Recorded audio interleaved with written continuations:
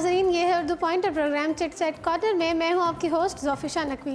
आइए सबसे पहले नज़र डालते हैं पाकिस्तानी फिल्म इंडस्ट्री के हवाले से कुछ खबरों पर। हुमायूं सईद और फाद मुस्तफ़ा की फिल्म जवानी फिर नहीं आनी 2 ने रिलीज़ के पहले हफ्ते में ही फिल्म संजू का रिकॉर्ड तोड़ दिया। ईद उल अज़हा के मौके पर रिलीज़ होने वाली फिल्म जवानी फिर नहीं आनी 2 की रिलीज़ से पहले रोज़ की ही कामयाबी के साथ नुमाइश जारी है। फिल्म में कमाई में रणबीर कपूर की फिल्म संजू को भी पीछे छोड़ दिया है।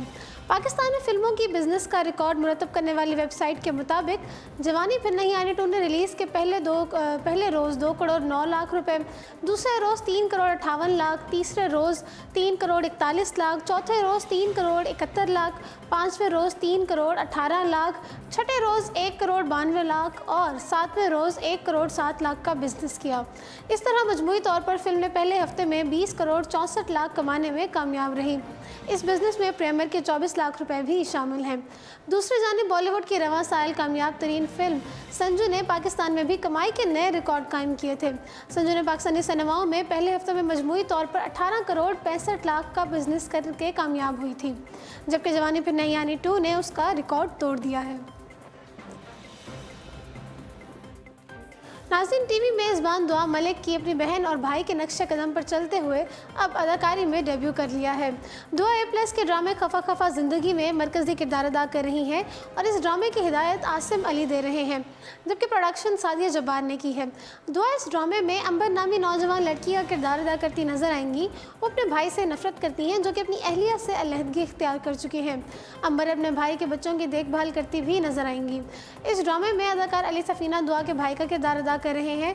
नाज़र, अपने पहले ड्रामे के हवाले से दुआ ने बताया कि ईमानदारी से बात की जाए तो मैंने बहुत तवज्जो से आज तक सिर्फ एक ही ड्रामा देखा है और वो मेरे कातिल मेरे दिलदार है, क्योंकि मेरे शौहर सुहेल हैदर को इस ड्रामे के टाइटल गाने के लिए OST अवार्ड मिला था।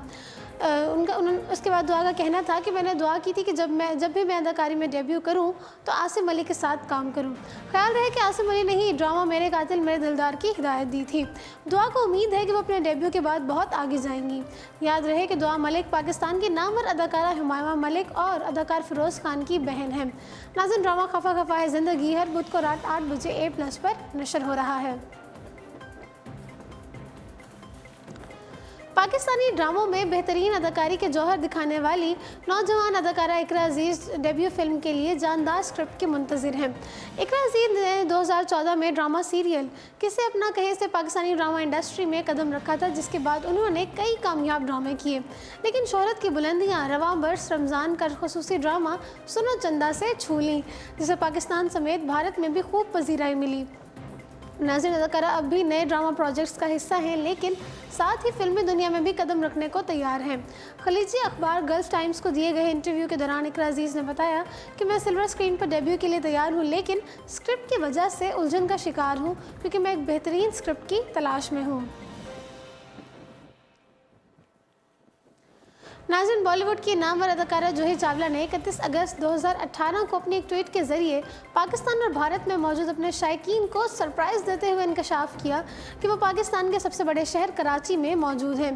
जूही चावला ने ट्वीट में कराची में मौजूद अपनी सहेलियों के साथ ली गई अपनी तस्वीर ट्वीट करते हुए बताया कि वो इस वक्त शहर कायद में मौजूद हैं और उन्होंने रवां साल ईद उल अज़हा पर रिलीज़ होने वाली रोमानवी कॉमेडी फिल्म जवानी फिर नहीं आनी 2 भी देख ली है। जूही चावला की पाकिस्तान आमद के बारे में कोई भी नहीं जानता था और अभी भी ऐसा मुमकिन ना होता अगर वो खुद अपने ट्विटर पर इस बात का ऐलान ना करती कि वो कराची में मौजूद हैं। उन्होंने तस्वीर के साथ बताया कि वो इस वक्त कराची में मौजूद हैं और दोस्तों के साथ अच्छा वक्त गुजार रही हैं। जूही चावला ने लिखा कि कराची के बूट क्लब में फैमिली और दोस्तों के साथ लंच के लिए मौजूद हूँ। अदाकारा ने फिल्म के हवाले से लिखा कि मैंने पाकिस्तान की खुशगवार रोमानवी कॉमेडी फिल्म जवानी फिर नहीं आनी 2 देखी है, जो कि इत्तफाकन एक हिंदुस्तानी लड़की और पाकिस्तानी लड़के की रोमानवी कहानी पर मबनी है। आइए अब जरा नज़र डालते हैं बॉलीवुड की तरफ। बॉलीवुड के दबंग अदाकार सलमान खान के बहनोई आयुष शर्मा ने सलमान खान की शादी ना करने की वजह बता दी। बॉलीवुड के सुल्तान सलमान खान के बहनोई आयुष शर्मा ने उनकी शादी ना करने की वजह बताते हुए कहा है कि हम सब चाहते हैं कि सलमान भाई शादी कर लें, लेकिन मैंने उन्हें हमेशा काम करते हुए ही देखा है और यही वजह है कि हम उन पर शादी के लिए दबाव भी नहीं डालते। आयुष ने मजीद कहा कि सलमान खान इस वक्त अच्छी ज़िंदगी गुजार रहे हैं, बीवी होगी तो घर जाना पड़ेगा और काम और घर के दरमियान वक्त बढ़ जाएगा, लिहाजा मुझे नहीं लगता कि भाई के पास अभी घर और बीवी के लिए टाइम है।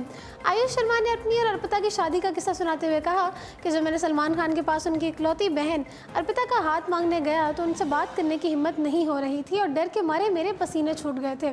ताहम सलमान भाई ने पहली ही मुलाकात में हमारी शादी के लिए हाँ कर दी थी। नाज़रीन, वाज़ेह रहेगा सलमान खान के होम प्रोडक्शन में बनने वाली आयुष शर्मा की पहली फिल्म लवरात्रि 5 अक्टूबर को नुमाइश के लिए पेश की जाएगी।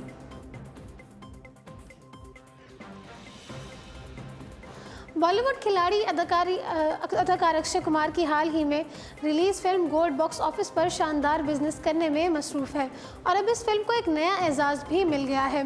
ये फिल्म सऊदी अरब के सिनेमा घरों में भी नुमाइश के लिए पेश की जाने वाली पहली बॉलीवुड फिल्म बन चुकी है। अक्षय कुमार ने ये खबर अपने ट्विटर पर मद्दाहों के साथ शेयर की। उन्होंने लिखा कि भारत के पहले गोल्ड मेडल जीतने की कहानी अब सऊदी अरब में। उन्होंने कहा कि मुझे ये शेयर करते हुए खुशी हो रही है कि गोल्ड पहली बॉलीवुड फिल्म है जिसे सऊदी अरब में नुमाइश के लिए पेश किया जा रहा है।